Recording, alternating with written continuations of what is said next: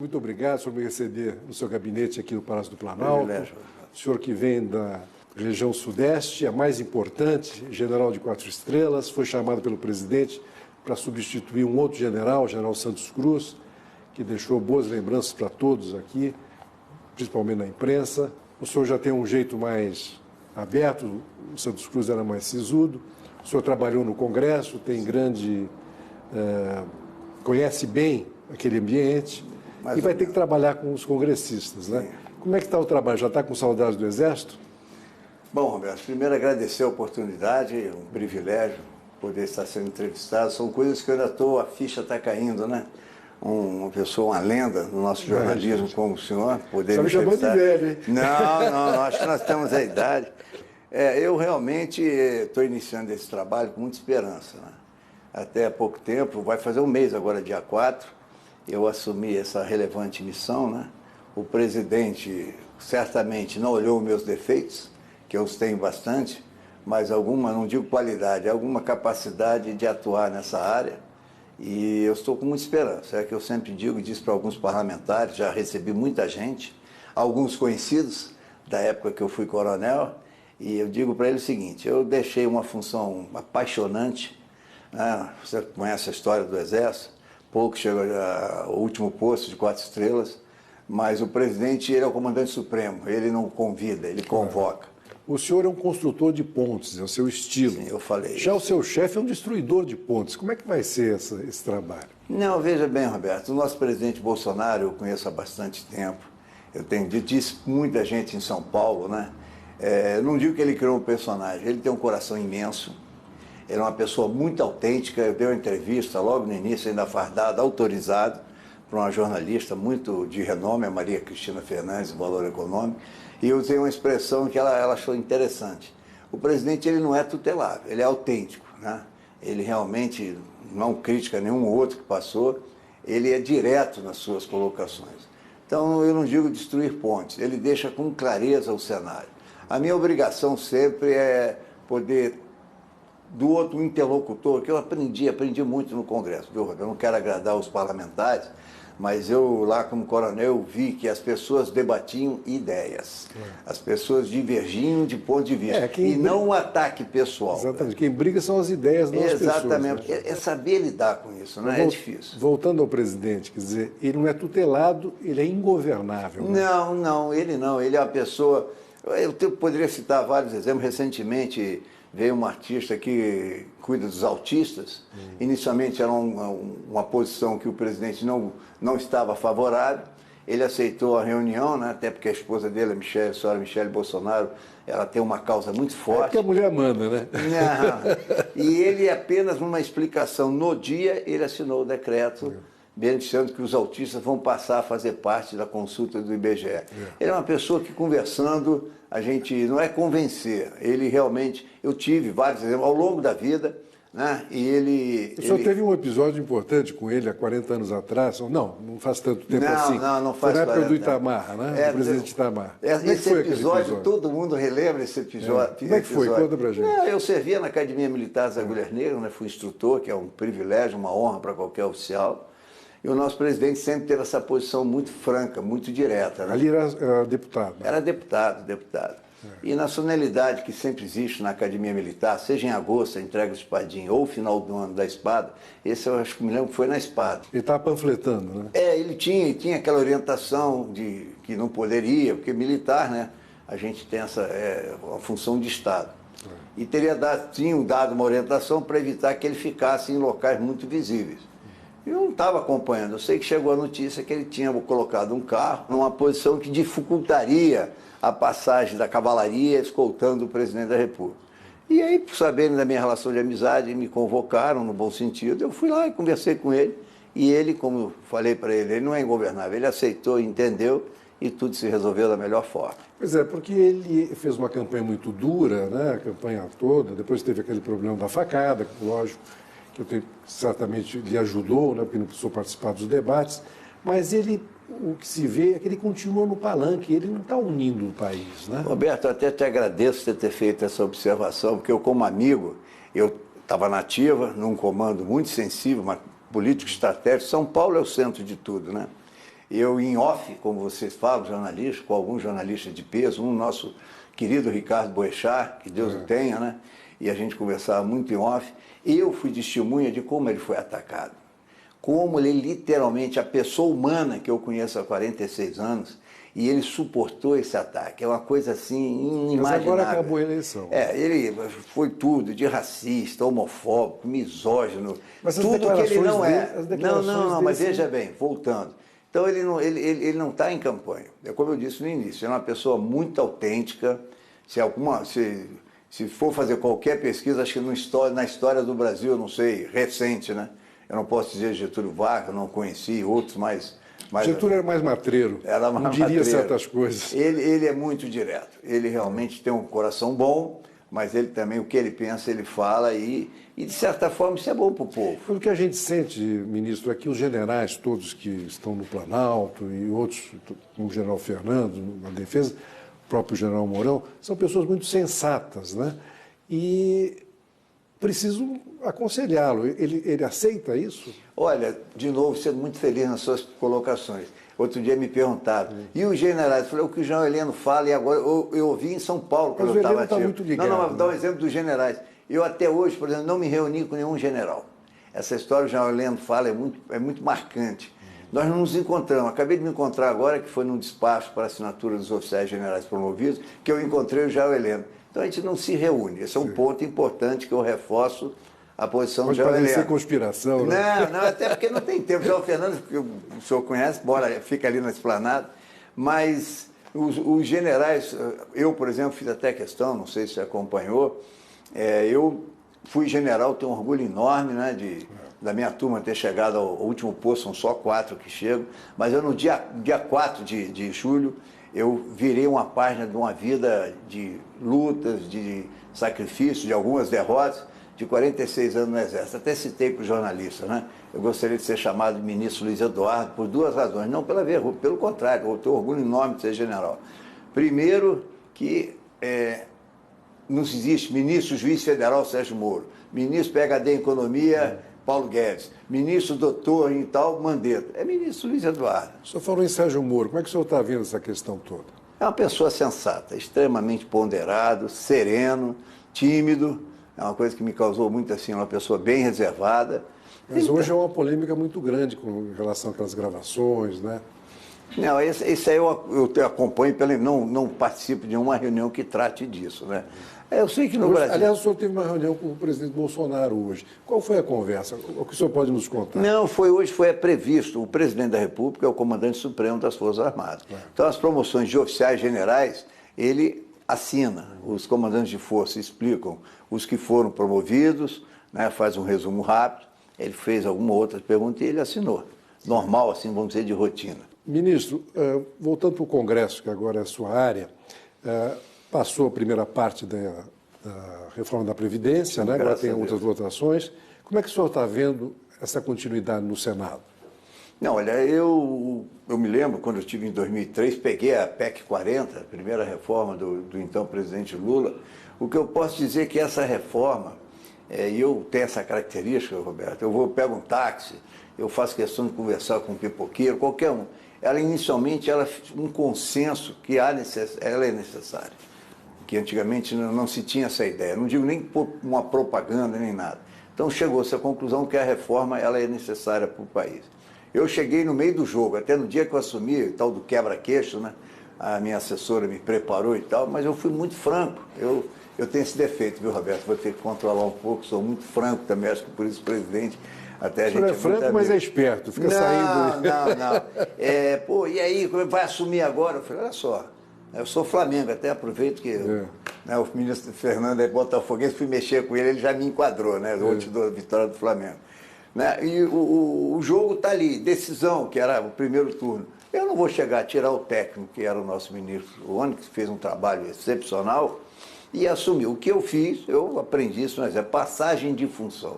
Eu passei a acompanhá-lo e aproveito para reconhecer, ele foi muito, assim, maravilhosamente gentil.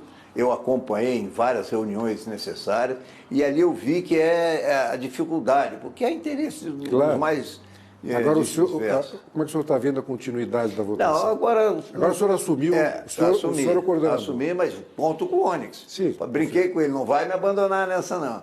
O texto básico agora não cabe mais destaque, aproveito para destacar, eu já citei numa reunião de empresários, aproveito para citar de novo o papel fundamental do presidente da casa, Rodrigo Maia, né, que eu o conheço, respeito o seu trabalho, a sua visão de estadista, o presidente mesmo sabe.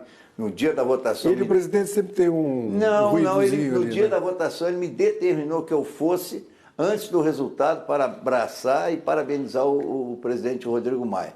Então, na Câmara, agora é votar o texto como está. Todos os destaques já foram votados. E aí, no Senado, é uma nova fase. Né? Já se levantaram que vão colocar estados ou municípios. O Congresso é soberano. O senhor acha que essa tentativa do presidente Bolsonaro colocar o filho, Washington, pode atrapalhar lá no Senado? Olha, primeiro é uma decisão do presidente, é uma área do ministro Ernesto Araújo, das Relações Exteriores, né? Eu, como formação militar, que agora eu não sou civil, mas eu tive uma formação militar. Hierarquia. Hierarquia, a gente não entra na área, como eu, comandante da companhia. Mas a minha pergunta foi que se você acha que isso pode atrapalhar lá no Senado. Não, acho que não. Eu acho. O garoto, eu conheço o garoto, eu ouvi pequeno, eu agora um deputado mais votado, né? Ele é preparado, ele tem as condições, né? E no processo democrático ele vai passar pelo crivo do Senado. Não é isso? Pode passar ou não passar. Exatamente. Então o Congresso é soberano.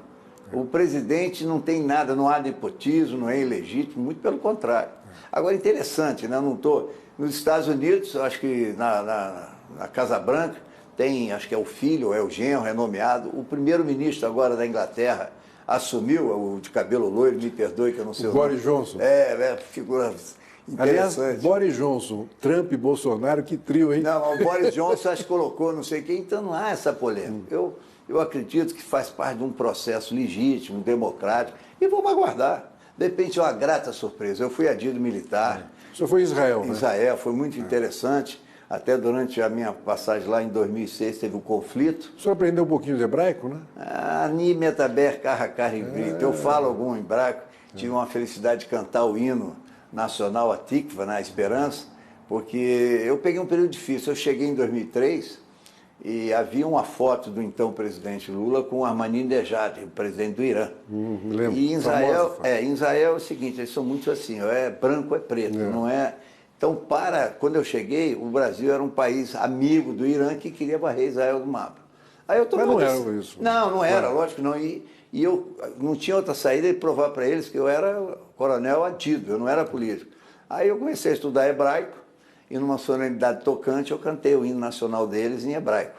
A partir daí, me perguntaram, primeira coisa do que eu acabei de cantar, foi numa cerimônia aberta, me pulou assim, praticamente na minha frente, o ministro da Defesa perguntou por que eu tinha feito aquilo.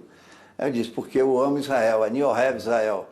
E dali eu falei algumas coisas hebraicas. O senhor teve relações também na área palestina? Tive, eu fui do outro lado, lá que o Brasil tem uma representação em Ramala, era o ministro Coutinho, tem muitas, interessante, eu fui no outro lado e de repente eu vi uma moça, né, de preto tal, falando sotaque era ataque.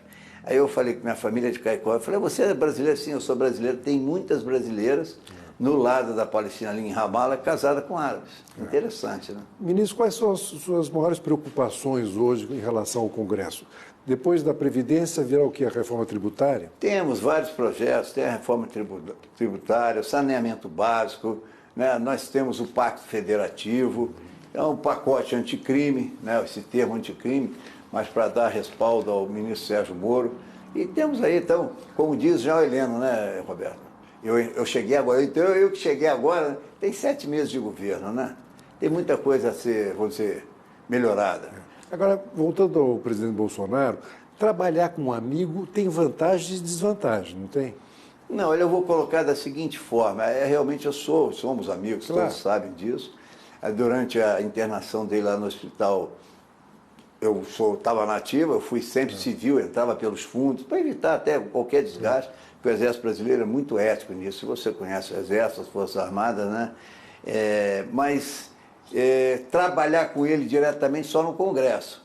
Eu era assessor parlamentar. E o pai do ministro Jorge, falecido capitão Jorge... Já não devia ser fácil no Congresso, não, porque ele não era, era, não era. Ele tinha alguns projetos, eu, por amizade, ia falar com ele. Ramos, hoje não, hoje não. Então, eu já tinha trabalhado com ele. Ajuda. Eu disso para minha equipe. Mas, ao mesmo tempo, também prejudica, porque é amigo, né? Não, eu acredito que... Não, eu tenho muita liberdade, no bom sentido, de falar com ele. Ele é direto, né? Mesmo eu, quando eu falo com ele, não concordo. Ramos, isso não. Por enquanto, se Deus quiser, não vamos ter problema nenhum. Eu estou bem consciente, ele é o presidente da República, eu respeito e eu admiro, porque eu acompanhei a campanha. Ele não morreu, como ele diz, porque a mão de Deus se fez presente. Eu estava no hospital. O senhor é evangélico também, Sou evangélico.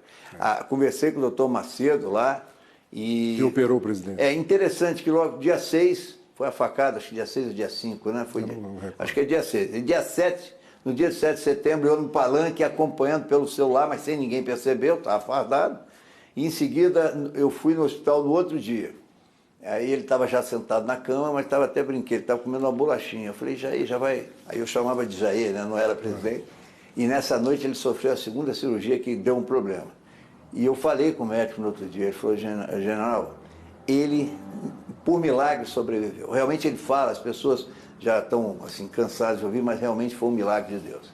Ministro, voltando ao Congresso, e o Centrão? Como é que é trabalhar com o Centrão? Não, eu conversei aqui com o parlamentar, eu não encaro o Centrão. Eu encaro sempre com a experiência que eu tenho.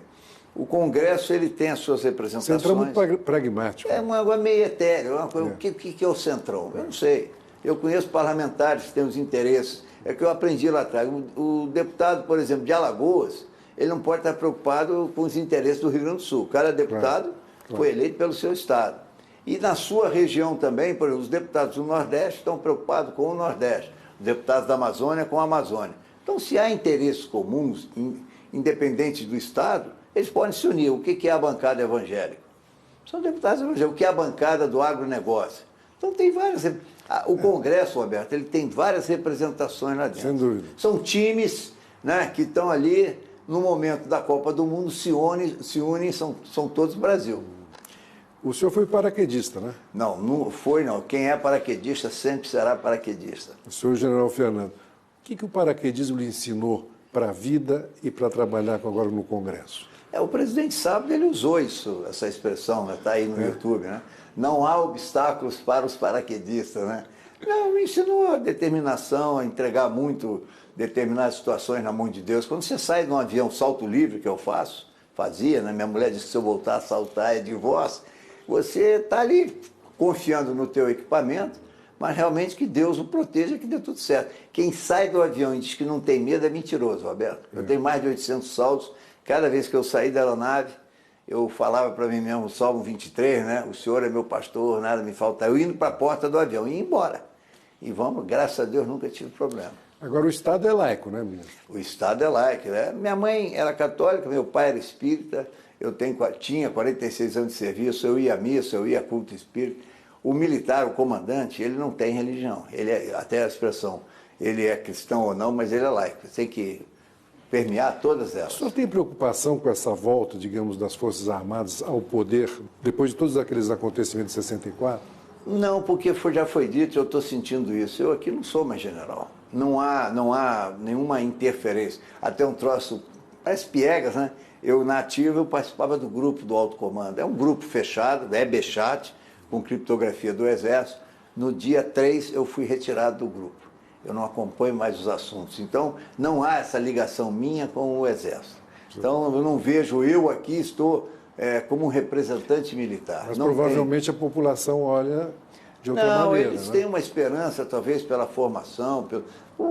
As Forças Armadas, Marinha, Exército, Aeronáutica, elas têm uma credibilidade, né? Fruto de um trabalho, como eu participei em vários... O Haiti, eu fiquei 1 ano lá no Haiti.